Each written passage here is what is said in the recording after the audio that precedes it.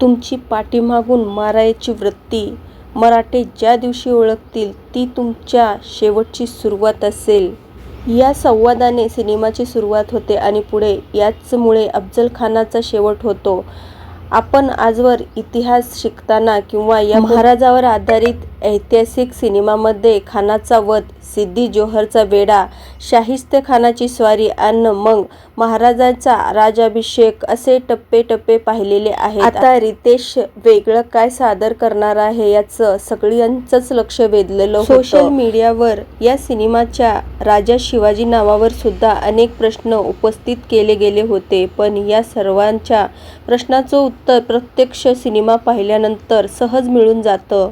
राजा शिवाजी महाराजांचा चित्रपट हा रितेश देशमुखने सादर केलेला आहे. राजा शिवाजी सिनेमात शिवरायांच्या जन्मापूर्वीची दख्खनची परिस्थिती, आदिलशाही आणि निजामशाही दख्खनमध्ये घातलेले हैदोस रयतेचं हाल, यातून झालेल्या माहुलीचा तह, शहाजीराजे भोसले आणि मुघल बादशाह शहाजहान यांच्यामध्ये झालेला एक महत्त्वपूर्ण तह होता, याची संपूर्ण कथा टप्प्याटप्प्यात मांडण्यात आलेली आहे.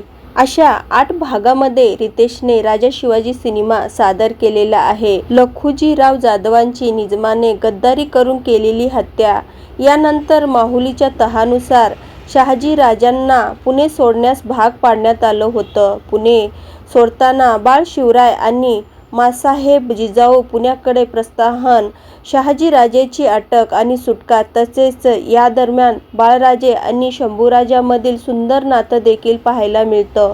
चित्रपटातील हे 8ही टप्पे रितेशने कथेच्या मांडणीनुसार उत्तम सादर केलेले आहेत. मात्र प्रत्यक्ष सिनेमा पाहताना अनेक ठिकाणी लढाई कृत्रिम वाटू लागलेली आहे. क्राईम-फेक्स प्रेक्षकांना आणखी खरे कसे वाटतील याची काळजी घेणे आवश्यक होतं. तांत्रिकदृष्ट्या या चित्रपटावर संमिश्र रूपाच्या प्रतिक्रिया येऊ लागलेल्या आहेत. अनेक ठिकाणी कलर ग्रेडिंगमध्येही संगती जाणवते, तसेच एडिटिंगमध्ये शार्पनेसचा काही प्रमाणात अभाव आहे असेही लोकांनी प्रतिक्रिया दिलेली आहे. सिनेमाच्या बॅकग्राऊंड म्युझिकमुळे या सिनेमात काही गोष्टी झाकल्या जात आहेत.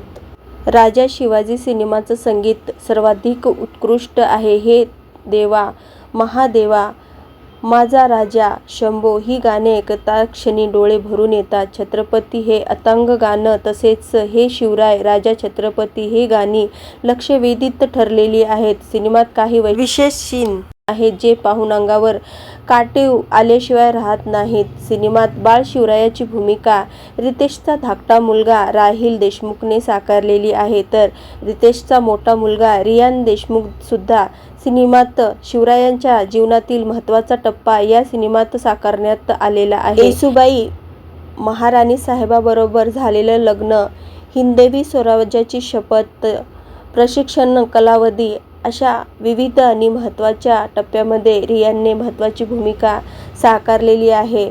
राजा शिवाजी सिनेमात मराठी आणि हिंदी अशी दोन्ही भाषेमध्ये प्रदर्शित झालेला आहे. मराठी व्हर्जन पाहताच हिंदी कलाकारांना काही मोजक्या ठिकाणी मराठी बोलताना अडथळा आलेला आहे, पण या सिनेमाचा अभिनय उत्कृष्ट आणि उत्तम आहे. विद्या बालनने साकारलेली कपटी बडी बेगम, संजय दत्तने साकारलेला अफजल खान आणि अमोल गुप्तेने साकारलेली आदिलशाह या निगेटिव्ह शेडाच्या भूमिकेत असताना देखील त्यांनी तिघांनीही आपल्या भूमिकेला न्याय दिलेला आहे. सलमान खानचा कॅमेओ देखील जबरदस्त आहे. त्याच्या डोळ्यातील तेज, मराठी संवाद, एकंदर सलमानचा लुक लय भारी ठरलेला आहे. तर रितेश जलियाचे सीन्स देखील अतिशय सुंदर लिहिलेले आहेत. पारिजातकाचं झाड दारात असलं तरी प्राजक्त दुसऱ्याच्या अंगणी पडतो, असं तुम्ही आमच्या दारी हळदी पुरवतेच. अंगण स्वराज्याचं हे संवाद शेवटपर्यंत लक्षात राहतात. तर हा सिनेमा तुम्ही आतापर्यंत पाहिला आहे का हे नक्की कमेंटमध्ये सांगा. आणि आतापर्यंत एकटा जीव सदाशिव या चॅनलला सबस्क्राईब केलं नसेल तर नक्कीच सबस्क्राईब करून घ्या आणि हो, बेल आयकॉन प्रेस करायलाही विसरू नका, जेणेकरून मालिका विश्वातील आणि चित्रपटसृष्टीतील नवनवीन घडामोडीची माहिती तुम्हाला या चॅनलवर मिळून जाईल. आणि हो, या चित्रपटातील तुम्हाला कुणाची भूमिका आवडली आहे कमेंटमध्ये सांगा आणि व्हिडिओ शेवटपर्यंत पाहिल्याबद्दल धन्यवाद.